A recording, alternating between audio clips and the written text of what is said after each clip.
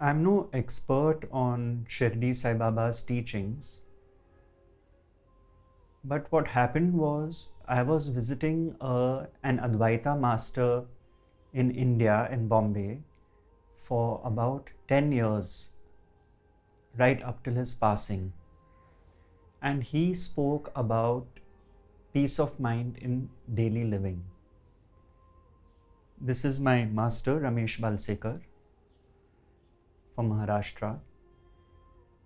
So I was so immersed in his teaching because it was a validation of my own life's experience that when I read the Sai Satcharita,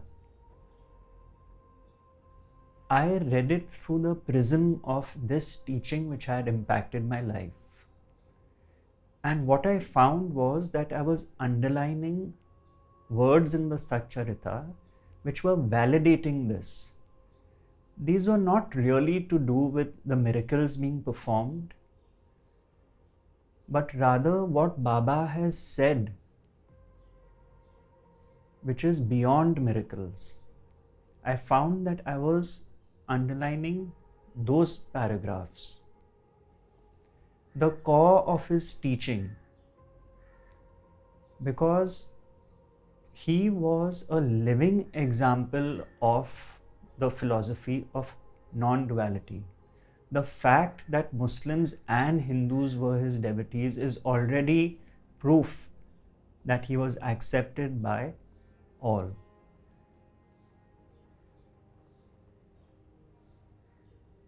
The fact that he had a masjid called Dwarka Mai shows the point he was trying to make. So, in such simple, basic concepts, he was showing people how to live, which sometimes has got overlooked.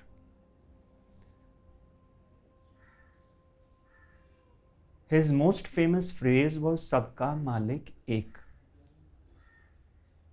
He wasn't referring to everyone's God is one form. He was saying that everyone's God is the one.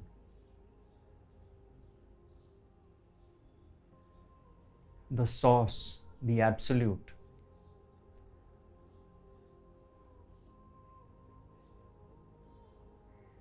So I would like to go through a few of his sentences which resonated completely in my heart, which I found extremely simple and profound at the same time, and which one could live by.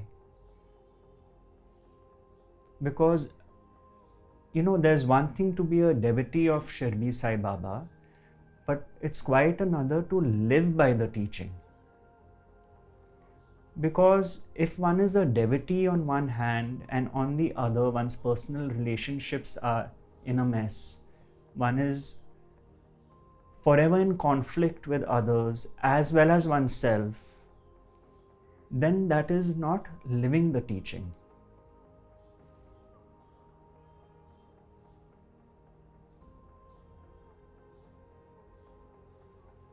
So Baba has said very clearly, and all these words are from the Sai Satcharita, that I give people what they want so that they may want what I really want to give them. Already he is pointing to that which is beyond miracles.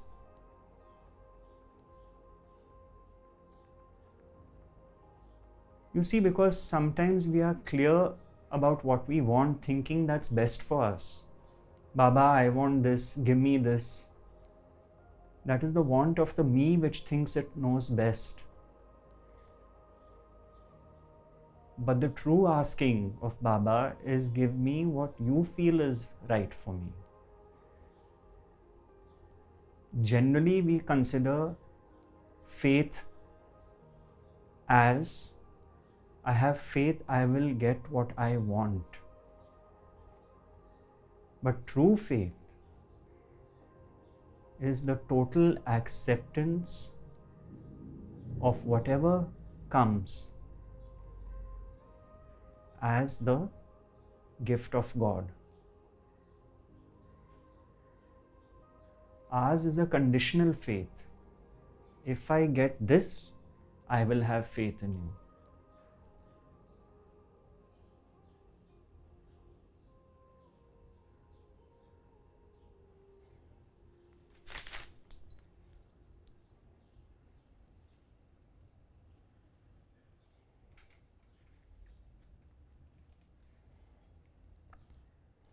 Who is this me?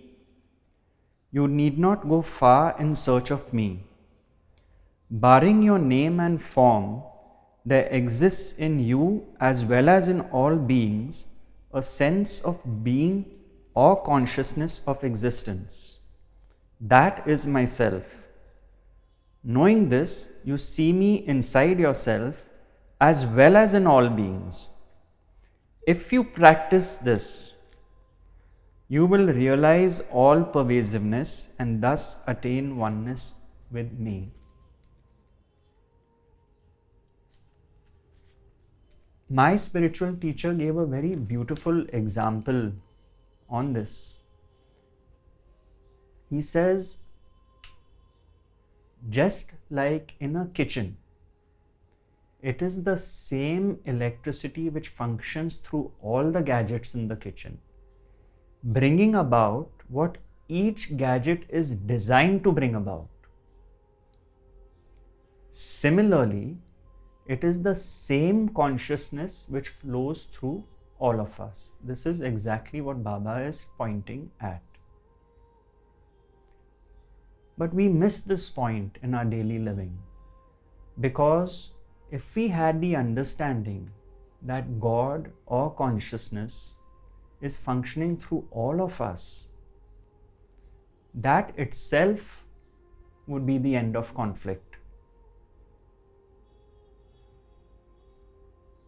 If that consciousness was not functioning through us, we would be dead bodies. Just like when electricity is not functioning through the gadgets in the kitchen, they are dead. They come alive and perform their function because of electricity. So to live this understanding that it is the same consciousness which animates all of us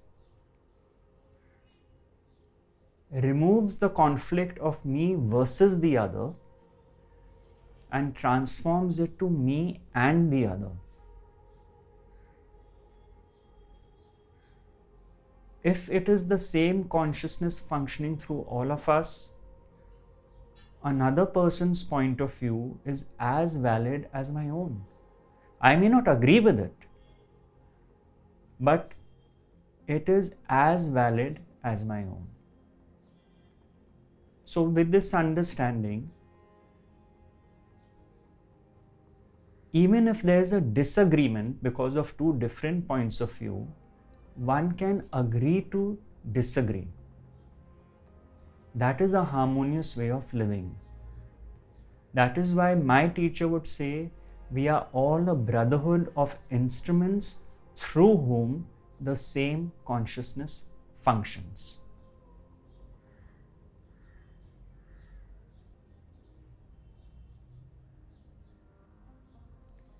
Because like gadgets in the kitchen, where each gadget is designed to bring about a certain output. The toaster is designed to produce toast. The microwave is designed to heat food, etc. Similarly, we all have been designed, have been shaped by our conditioning since childhood. How were our parents?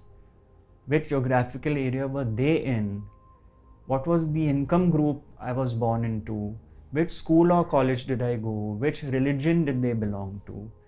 These factors have created our conditioning. And it is on the basis of this conditioning that we view life. And all that we think and do is based on this prism of our conditioning since childhood.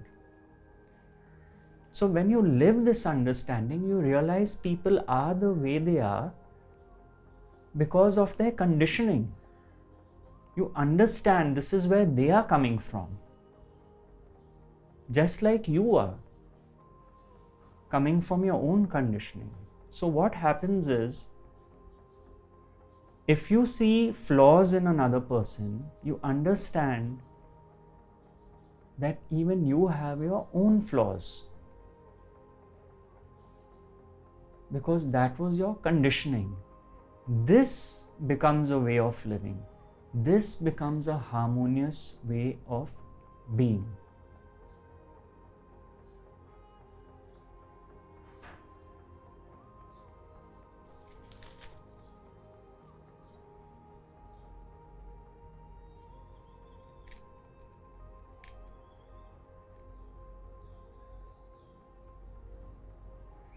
This is what Baba means when he says, knowing this, you see me inside yourself as well as in all beings.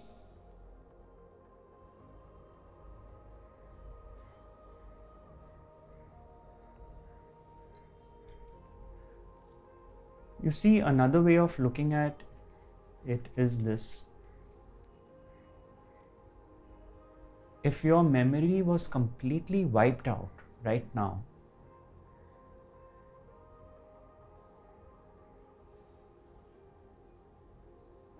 the only thing that would be left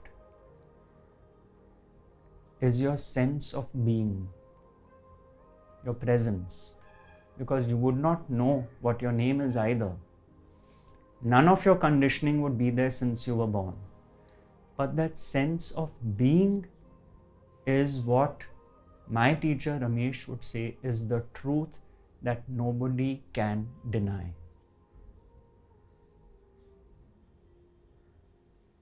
That sense of being is what Baba is referring to. Not being this or that, but simply being.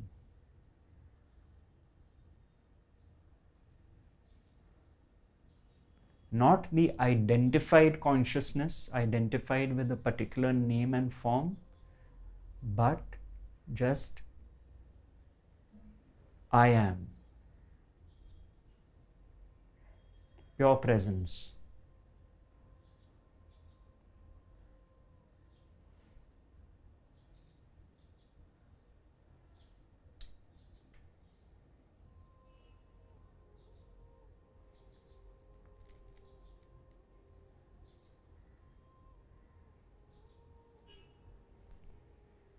In this next paragraph, Baba says, you see, mysterious is the path of action. Though I do nothing, they hold me responsible for the actions which take place on account of prarabdha. I am only their witness. The Lord is the sole doer and inspirer. He is most merciful. Neither I am God nor master. I am his obedient servant and remember him constantly. He who casts aside his egoism and thanks him, and he who trusts him entirely will have his shackles removed and will obtain liberation. This concept of non-doership echoes what has just been said. This is also the foundation of the Bhagavad Gita, where it says, the ego deludeth, thinks I am the doer. This is what Baba is pointing to, that you feel someone is doing something. You feel you are doing something, rather than something is happening through someone. And when you feel you are doing something, it results in pride and arrogance for what you thought are your actions. Or if you blame someone or condemn someone, saying, you did this to me. If everyone is an instrument of the divine, through whom the same consciousness functions, and if everyone takes decisions based on their conditioning, their genetic imprint, and so on, it is very clear, as Baba himself has stated, that it is the Lord who is the doer. If this understanding sinks in deeply, then this whole blame game stops. Hatred, malice, jealousy, envy, pride, arrogance, guilt, and shame go out of the window. And when one accepts that nobody truly does anything and everything happens because it is the will of the divine, that leads to peace of mind. Because absence of conflict is peace of mind.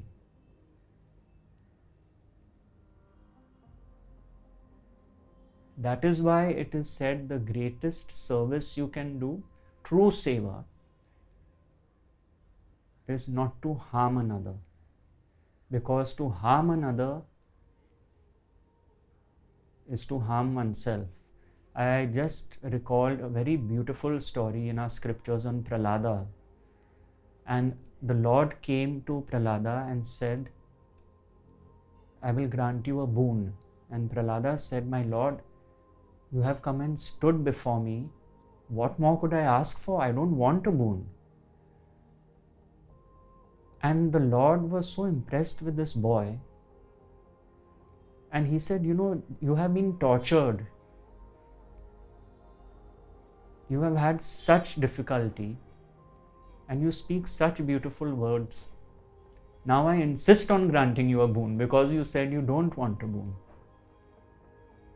So Prahlada thought about it and he said, all right, here's what I want. He said, I want that no harm should come to those who have tortured me. So the Lord was surprised. He said, why would you wish that? And he said, Lord, because to wish harm upon them is to wish harm upon you because you created them.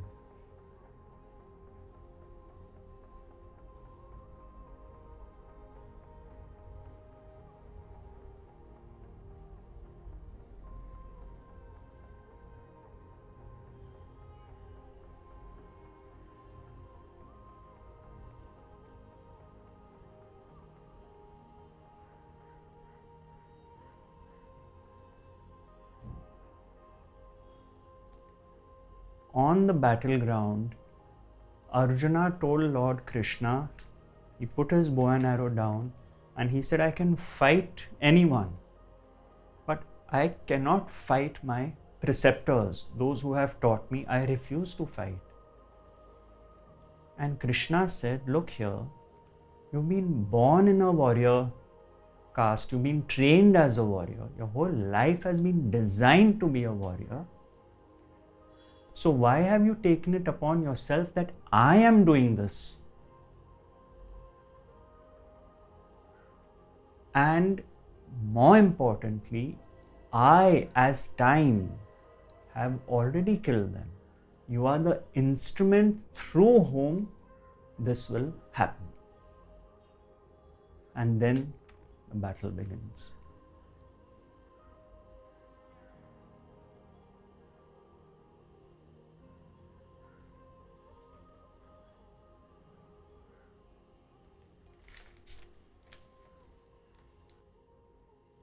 Let the world go topsy-turvy. You remain where you are. Standing in your own place, look on calmly at the show of all things passing before you. Demolish the wall of difference that separates you from me, and then the road for our meeting will be clear and open. The sense of differentiation as I and thou is the barrier that keeps the disciple away from his master, and unless that is destroyed, the state of union or atonement is not possible. Allah Malik is the sole proprietor, nobody else is our protector. His method of work is extraordinary, invaluable and inscrutable. His will be done and He will show us the way, and satisfy our heart's desires. It is on account of Rinanubandha that we have come together. Let us love and serve each other and be happy. He who attains the supreme goal of life is immortal and happy. All others merely exist. They live as long as they breathe.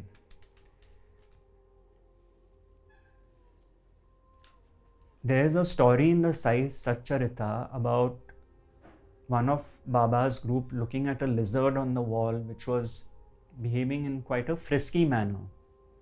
And he mentioned to Baba that, what is this? Why is this lizard so excited and agitated?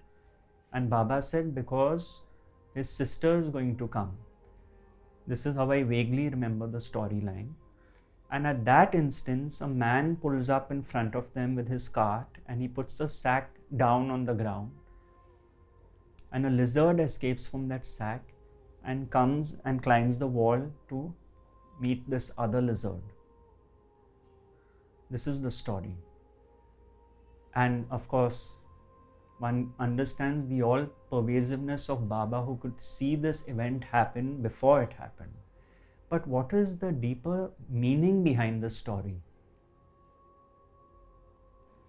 The word Rinanubandha, the cosmic debt of former relationships. Those who you are destined to meet in life, you will meet. Just like the two lizards. The universe will conspire to bring about circumstances which will place you there because of Rinanubandha. Family, friends, colleagues, strangers, as well as people you don't like. On account of Rinanubandha, we have come together.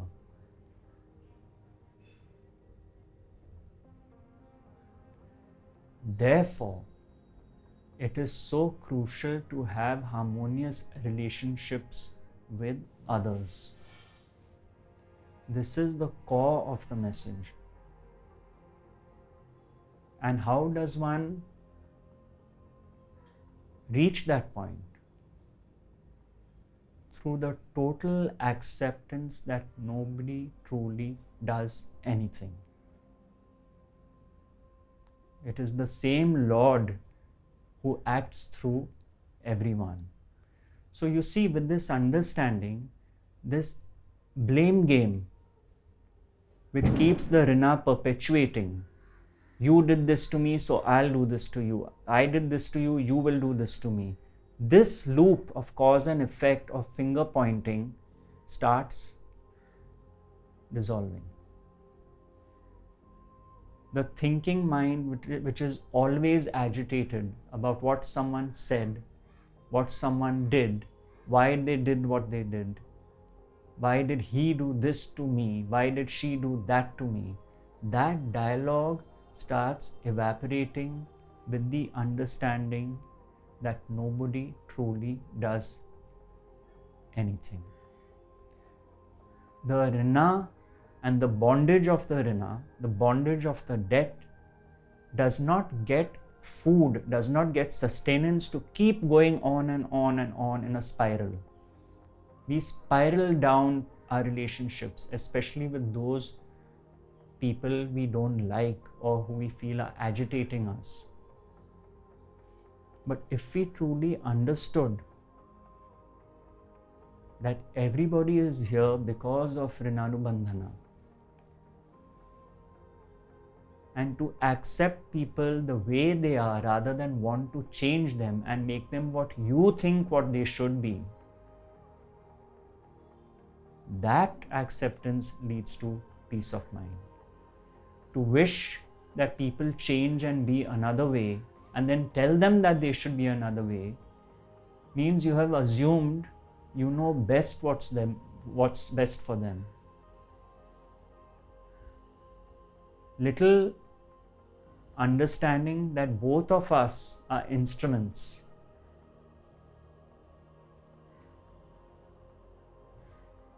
little understanding that we too have our own filters of conditioning through which we feel someone should be a certain way and behave a certain way.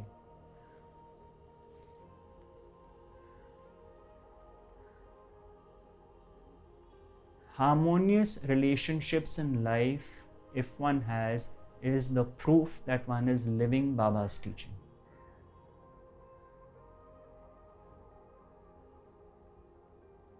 That is why he said that if a beggar comes up to you, don't give money if you don't want to, but don't bark to them like a dog. Why? It is on account of Rinanubandha you have come together. So daily living means relationships from morning to evening. That is our ashram, those who are living in cities and towns and not in a cave. And our relationships give us the opportunity to practice Baba's teaching. Because there is no point to reiterate, to do a puja of half an hour every morning at Baba's shrine, and then the rest of the day we are not in harmony with others. That is Baba's core message, which he has so beautifully said in the Sai Satcharita.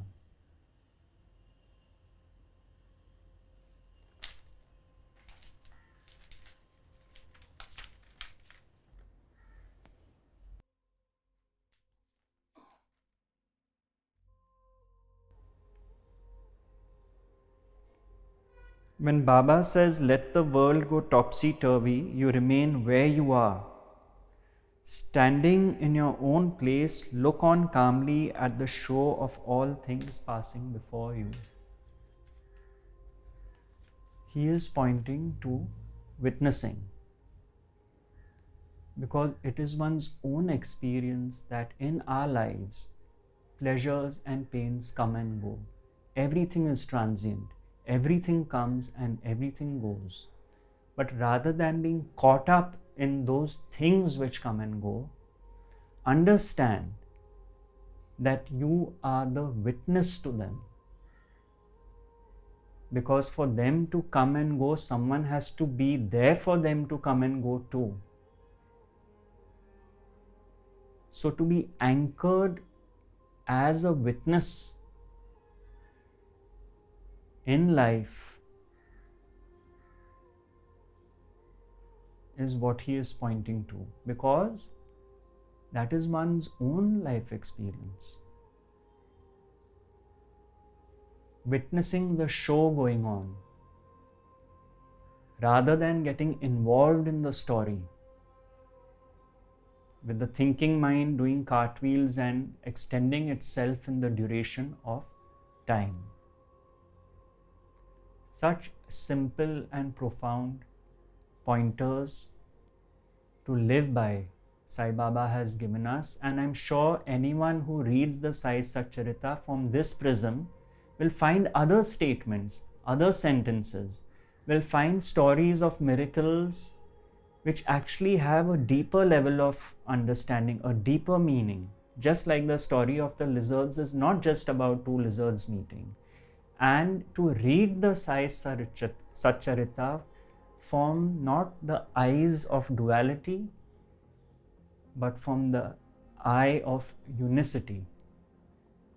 And it will reveal much to the sincere readers.